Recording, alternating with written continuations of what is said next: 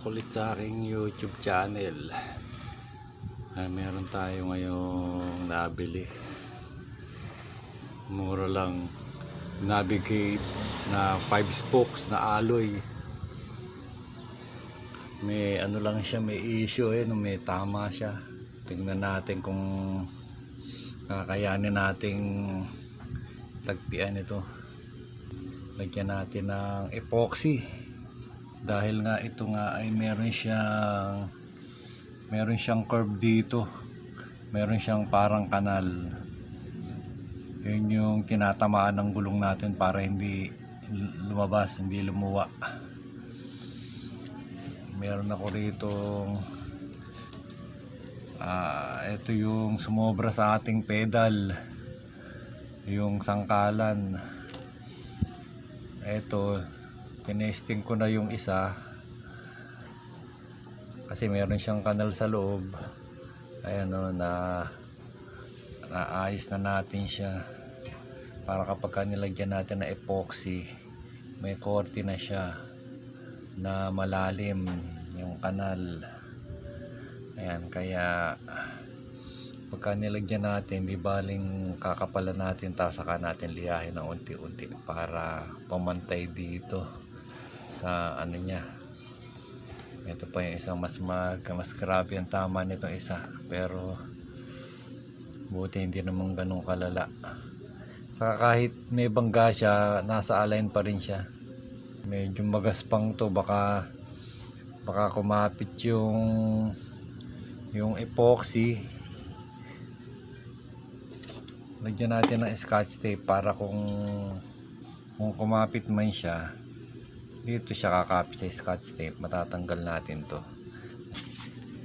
Ayan, ito ang ipandidikit natin. Ito yung gagamitin natin, epoxy steel.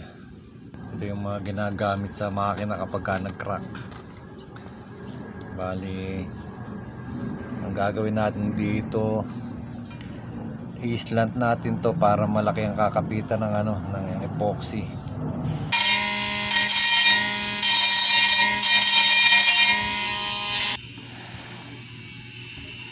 Tayo sa kabila.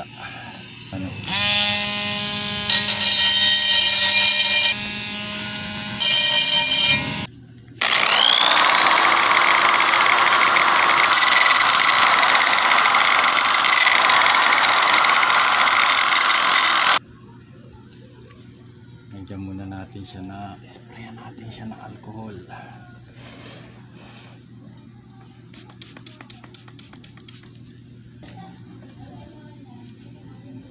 para matanggal yung mga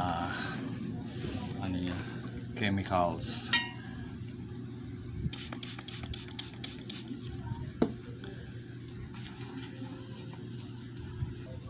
Magiging ganyan ang forma niya. Gugupit tayo ng itong ganito. Ito kasya na siguro to.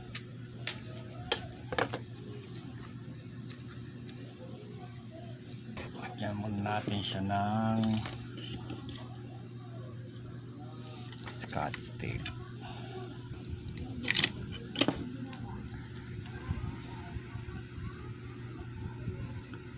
Para dyan didikit yung epoxy natin.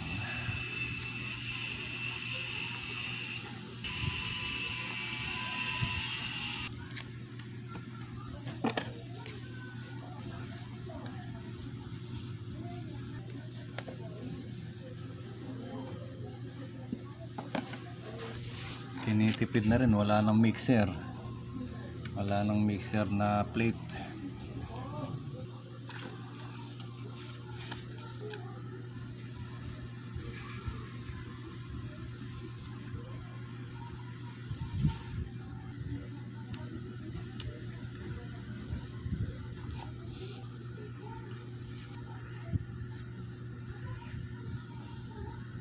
Tapos ay apply na natin. Kaso parang umaano siya, lumulundo siya. Dapat Dapat talaga, dapat pala ganyan nakakulong. Kaya natin matuyo. Hindi baling nakaalsa siya kasi kakaltasan naman natin. Ayan na siya guys. Siguro mga 10 minutes na. Medyo matigas na siya kaso yung loob siyempre makapal siya. Baka yung loob hindi pa. Mapatigas-tigas muna ng konti. Ayun, natanggal na. Ayun, natanggal na.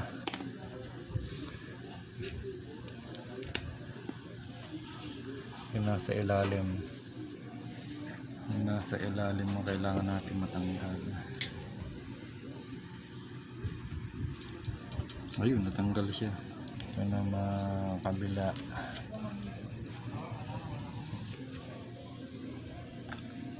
Ang pangharang natin. Titimpla ulit tayo. Mas malaki tong uka nito. So dagdagan natin ng konti.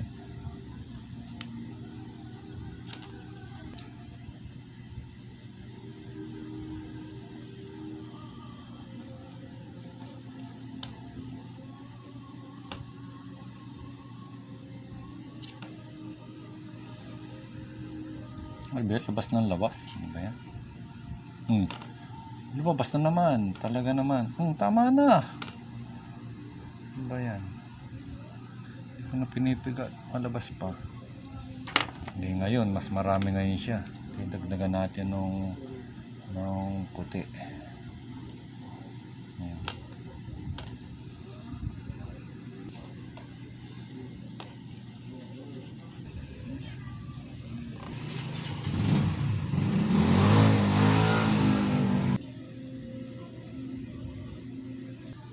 Guys, patutuyuin muna natin. Yan guys, siguro more than more than 20 minutes na. So yun, natanggal na. Huwag kang sasama. Ayun.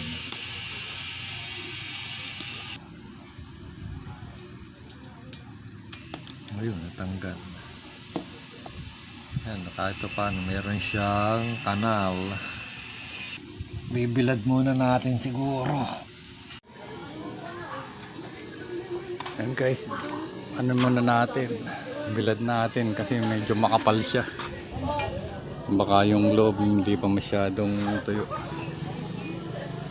Ay, nilak ko, baka iwanan ako kapag di ko nilak. Titirahin na natin ng binder.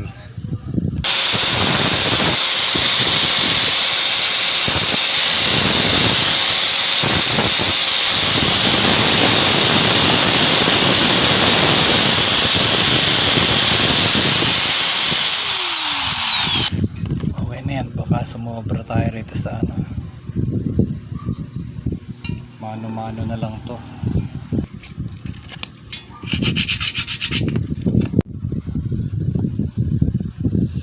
Ayun na siya guys.